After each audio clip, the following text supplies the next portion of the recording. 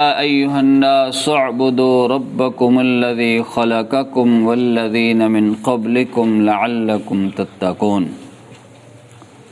یا ایہا اے الناس لوگو، اعبدو عبادت کرو، ربکم اپنے رب کی، یا ایہا الناس اعبدو ربکم، اے لوگو عبادت کرو اپنے رب کی، الذی خلقکم، الذی وہ ذات جس نے خلقہ پیدا کیا کم تمہیں، الذی خلقکم وہ ذات جس نے پیدا کیا تمہیں، والذین اور ان لوگوں کو جو من قبلکم تم سے پہلے تھے، لعلکم تاکہ تم تتقون متقی بن جاؤ، پرہیزگار بن جاؤ۔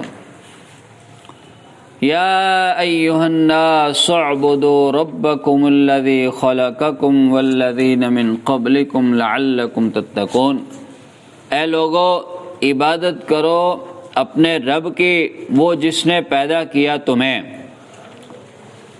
اور ان لوگوں کو بھی جو تم سے پہلے تھے، تاکہ تم پرہیزگار بن جاؤ۔ الذی جعل لکم الارض، الذی وہ ذات جس نے جعل بنایا، لکم تمہارے لیے، الارض زمین کو، فراشن بچھونا، والسماء اور آسمان کو، بناء چھت۔ الذی جعل لکم الارض فراشا والسماء بناء، وہ ذات جس نے بنایا تمہارے لیے زمین کو بچھونا اور آسمان کو چھت، وانزل اور اس نے نازل کیا، اس نے اتارا، من السماء آسمان سے، ماء پانی، فاخرج پس اخرج اس نے نکالا، بھی اس کے ساتھ یعنی اس کے ذریعے سے، من الثمرات پھل، رزقاً رزق، لکم تمہارے لیے، وانزل من السماء ماء فاخرج به من الثمرات رزقا لکم، اور اس نے نازل کیا آسمان سے پانی، پس اس نے نکالا اس کے ذریعے سے پھلوں کو، رزق تمہارے لیے۔ فلا تجعلوا للہ، پس لا نہ تجعلوا تم بناؤ، للہ اللہ کے لیے، انداداً شریک، وانتم اور تم، تعلمون جانتے بھی ہو۔ فلا تجعلوا للہ اندادا وانتم تعلمون، پس نہ تم بناؤ اللہ کے شریک، اس حال میں کہ تم جانتے بھی ہو۔ دوبارہ دیکھتے ہیں، الذی جعل لکم الارض فراشا والسماء بناء، اللہ وہ ذات ہے جس نے بنایا تمہارے لیے زمین کو بچھونا اور آسمان کو چھت، وانزل من السماء ماء اور اس نے نازل کیا آسمان سے پانی، فاخرج به من الثمرات رزقا لکم پس اس نے نکالا اس کے ذریعے سے پھلوں کو، رزق تمہارے لیے۔ فلا تجعلوا للہ، پس نہ تم بناؤ اللہ کے لیے، انداداً شریک، وانتم تعلمون اس حال میں کہ تم جانتے بھی ہو۔ ہمارے گزشتہ اسباق کی آیات میں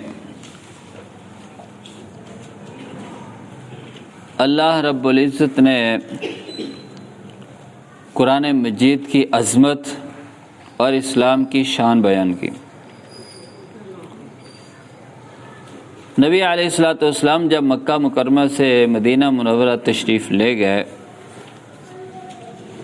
تو وہاں تین طرح کے لوگ سامنے آئے۔ ایک وہ تھے جو قرآن مجید کو ماننے والے تھے، دار اسلام میں داخل ہو گئے، قرآن مجید کو تسلیم کر لیا، اللہ کا آخری کلام مان لیا، اور پھر اپنی زندگیوں کا اوڑھنا بچھونا اس کے ساتھ جو ہے وہ کر لیا، بنا لیا، اس کو عمل پیرا ہو گئے۔ اور دوسرے وہ لوگ تھے جنہوں نے کھلم کھلا اس کا انکار ہی کر دیا، وہ کافر ٹھہرے۔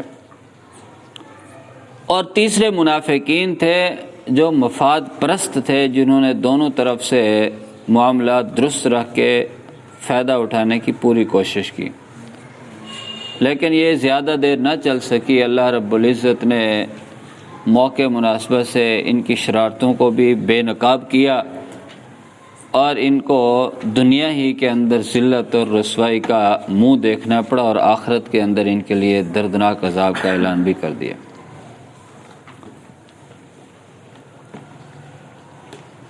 اور اب آج کے سبق میں اللہ رب العزت نے پوری انسانیت کو مخاطب کر کے فرمایا، یا ایھا الناس، اے لوگو، اعبدو، عبادت کرو، ربکم، اپنے رب کی۔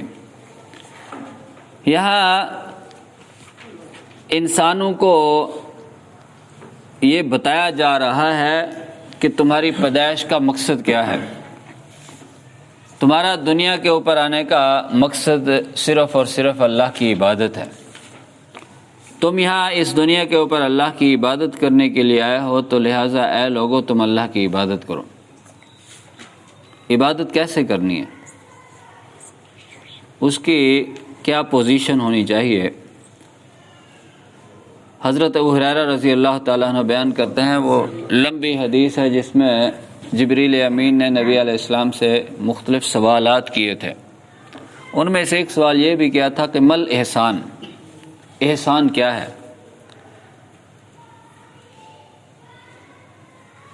تو خود ہی اس کا جواب دیا، ان تعبد اللہ کانک تراہ، کہ تم اللہ کی عبادت اس انداز سے کرو کہ تم اللہ کو دیکھ رہے، اس انداز سے عبادت کرو اللہ کو تم دیکھ رہے۔ یہ عبادت کا سب سے اعلیٰ درجہ ہے۔ انسان کا اللہ کے ساتھ اتنا تعلق ہو اور اللہ کے حضور جب حاضر ہو تو اس کی پوزیشن، اس کی کیفیت، اس کی باڈی کے اوپر یہ اثرات نمایاں ہوں کہ میں اپنے رب کے حضور کھڑا ہوں، میں اس کو دیکھ رہا ہوں۔ اگر ایسی پوزیشن نہیں ہو سکتی فَإِنَّهُ يَرَاكَ، وہ آپ کو دیکھ رہا ہے۔ کم از کم یہ ذہن میں تو ہونا چاہیے کہ میں اپنے رب کے حضور کھڑا ہوں اور وہ مجھے دیکھ رہا ہے، میں اس کی عبادت کے لیے یہاں آیا ہوں۔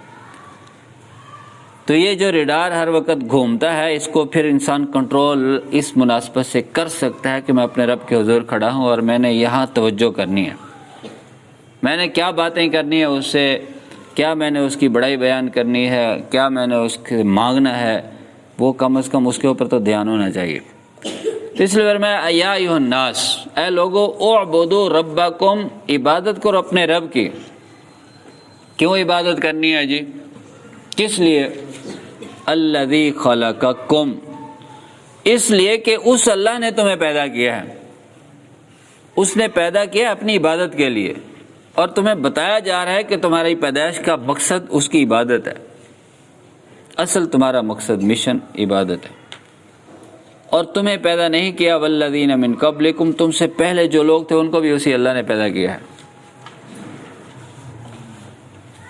اس اللہ نے پیدا کیا لعلکم تتقون، تاکہ تم متقی بن جاؤ۔ عبادت کا مقصد یہ ہے کہ انسان متقی بن جائے۔ تقوی کا کیا مطلب ہے؟ تقوی کسے کہتے ہیں؟ تقوی ہر اس چیز کو کہتے ہیں جو اللہ کے فرامین ہوں، ان کے اوپر عمل کرے، اور جن چیزوں سے روکا جائے ان سے رک جائے، یہ تقوی ہے۔ ہر وہ نیک کام جس کا اللہ نے حکم دیا ہے وہ کرے، اور ہر وہ کام جس سے روکا ہے اس سے رک جائے، یہ تقوی ہے۔ حضرت ابو ہریرہ رضی اللہ تعالیٰ عنہ سے کسی نے پوچھا بھی تقوی کیا ہے، اس کو کیسے سمجھا جا سکتا ہے؟ تو وہ فرمانے لگے کہ کیا کبھی تم کسی جنگل سے گزرے ہو، خاردار جھاڑیوں سے کبھی گزر ہوا ہے؟ کہنے لگا ہاں جی، کئی دفعہ اتفاق ہوا ہے۔ پوچھا کیسے گزرتے ہو؟ کہنے لگے اپنے دامن کو سمیٹ کے نکلتا ہوں، وہاں سے گزرتا ہوں کہ دامن میرا الجھ نہ جائے۔ فرمایا یہی تقوی ہے۔ دنیا خاردار جھاڑی ہے، ہر طرف دنیا کی رنگینی ہے، ہر طرف دنیا کی خرابی ہیں، ان میں سے اپنے آپ کو بچا کے نکلنا ہے۔ اصل راستہ، اصل منزل آخرت ہے۔ اصل منزل، اصل مقام، اصل قیام، اصل پڑاؤ آخرت ہے۔ اس دنیا سے گزر کے وہاں تک پہنچنا ہے۔ تو راستے میں خاردار جھاڑیاں بھی آئیں گی، راستے میں سمندر بھی آئے گا، خشکی بھی آئے گی، صحرا بھی آئے گا، طرح طرح کے دن بھی آئے گا، راتیں بھی آئیں گی، اپنے آپ کو بچا کے اس مقام تک پہنچنا ہے۔ یہ تقوی ہے، یہ تقوی ہے، اور اللہ رب العزت ہمیں اس تقوی کی دولت سے مالا مال فرمائے۔ حضرت معاذ بن جبل رضی اللہ تعالیٰ عنہ سے آتا ہے کہ نبی علیہ الصلوۃ والسلام سے پوچھا گیا اللہ کا بندوں پر کیا حق ہے؟ اللہ رب العزت کا بندوں کے اوپر کیا حق ہے؟ تو نبی علیہ السلام نے فرمایا ان تعبد اللہ ولا تشرک بہ احدا، اللہ کا حق یہ ہے کہ انسان اللہ کی عبادت کرے، اس کے ساتھ کسی کو شریک نہ ٹھہرائے، عبادت صرف اسی کی کرے، اس کے ساتھ کسی کو شریک نہ ٹھہرائے۔ تو اس لیے تقوی یہ ہے کہ انسان ہر وہ کام کرے جس کا حکم دیا گیا ہے اور ہر اس کام سے بچے جس سے روکا گیا ہے، یہ تقوی ہے۔ اور اس کے اوپر وہ بندہ کار بند ہو سکتا ہے جو اللہ کے حقوق ادا کرتا ہے۔ اللہ کا حق سب سے بڑا حق عبادت ہے، اللہ نے سب سے بڑا حکم عبادت کا دیا ہے، عبادت کے بعد والدین ہیں، باقی صلہ رحمی ہے، باقی چیزیں ہیں، پھر انسان دوسری طرف جاتا ہے۔ اور جو بندہ اللہ کا حق ادا نہیں نہ کرتا وہ پھر لوگوں کے حق بھی ادا نہیں کرتا۔ جو اللہ سے نہیں ڈرتا اس نے لوگوں سے کیا ڈرنا ہے؟ اس نے پھر لوگوں کے کیا حقوق ادا کرنے ہیں؟ اور آپ معاشرے کے اندر دیکھ لیں، جو اللہ کے حقوق ادا نہیں کرتے وہ لوگوں کے حقوق کی پرواہ ہی نہیں کرتے، پرواہ ہی نہیں کرتے۔ اس لیے تقوی کا، پرہیزگاری کا درس دیا ہے جگہ جگہ پر، لعلکم تتقون، لعلکم تتقون، تاکہ تم متقی بن جاؤ، تاکہ تم پرہیزگار بن جاؤ۔ جب اللہ کا ڈر دل میں ہوگا تو پھر انسان سارے کام صحیح کرے گا، اللہ کا ڈر دل میں نہ ہو تو پھر انسان پٹری سے اتر جاتا ہے۔ اس لیے بنیاد تقوی ہے، جس نے اختیار کر لیا وہ کامیاب ہو گیا۔ اللہ ہم سب کو تقوی کی دولت عطا فرمائے۔ اور دوسرے میں فرمایا جا رہا ہے الذی جعل لکم الارض فراشا، کس اللہ کی عبادت کرنی ہے، کس الہ کی، کس معبود کی؟ وہ جس نے تمہارے لیے زمین کو فرش بنا دیا، اور فرش اس انداز سے بنایا کہ جب اس کو پانی کے اوپر ٹھہرایا تو یہ حرکت کرتی، ہلتی تھی۔ اس کو ساکت کرنے کے لیے ایک جگہ پہ پہاڑ اس میں گاڑ دیے، ساکت ہو گئے۔ اب انسان اس کے اوپر چل بھی سکتا ہے، ٹھہر بھی سکتا ہے، سفر بھی کر سکتا ہے، پڑاؤ بھی کر سکتا ہے، گھر بھی بنا سکتا ہے۔ اگر یہ ایسے ہلتی رہتی تو اس کے اوپر آباد ہونا، رہنا مشکل ہو جاتا۔ اللہ فرماتے ہیں ہم نے اس زمین کو تمہارے لیے فرش بنا دیا، بچھونا بنا دیا، رہنے کے لیے، ٹھہرنے کے لیے ہم نے اس کو جگہ بنا دی۔ وَالسَّمَاءَ بِنَا، اور آسمان کو چھت بنا دیا، اور ایسی چھت بنائی ہے جس سے تم بارش بھی وصول کرتے ہو، دھوپ بھی وصول کرتے ہو، جس سے تم ستاروں اور چاند کی روشنی بھی وصول کرتے ہو۔ اور یہ تینوں چاروں چیزیں ایسی ہیں جو انسانی زندگی کا لازمی جز ہیں۔ سورج کی کرنیں نہ ہو، انسان کا زمین کے اوپر رہنا محال ہو جائے۔ چاند کی روشنی نہ ہو، پھلوں کے اندر مٹھاس نہیں پڑتا۔ ستارے نہ ہوں، جتنی مرضی سائنس ترقی کر گئی ہے، انسان سمندرات کو سفر کرے اور اس کو پتہ ہی نہ چلے دائیں بائیں کا، تو آسمان کے ستاروں کو دیکھ کر اندازہ لگا سکتا ہے میں کہاں ہوں، کس وقت، اور رات کا وقت تک معلوم کر سکتا ہے ستاروں سے۔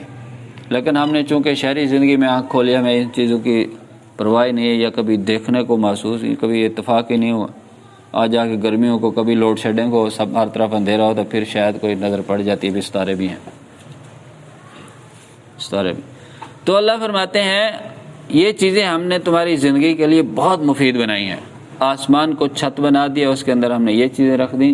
وَأَنزَلَ مِنَ السَّمَاءِ مَاءً، پھر اسی آسمان سے ہم نے پانی برسایا۔ فَأَخْرَجَ بِهِ مِنَ الثَّمَرَاتِ رِزْقًا لَكُمْ، وہ پانی زمین نے جذب کیا، اس زمین سے تمہارے لیے طرح طرح کے پھل پیدا کیے، تمہاری روزی روٹی کا بندوبست ہم نے اس انداز سے کیا۔ لہٰذا فَلَا تَجْعَلُوا لِلَّهِ، اللہ کے ساتھ شریک نہیں ٹھہرانا، عبادت صرف اللہ کی، ریاضت صرف اللہ کی، جھکنا صرف اللہ کے سامنے، کسی اور کے سامنے نہیں جھکنا، عبادت صرف اللہ کی کرنی ہے۔ بلکہ حضرت عبداللہ بن مسعود رضی اللہ تعالیٰ عنہ کہتے ہیں میں نے نبی علیہ السلام سے سوال کیا،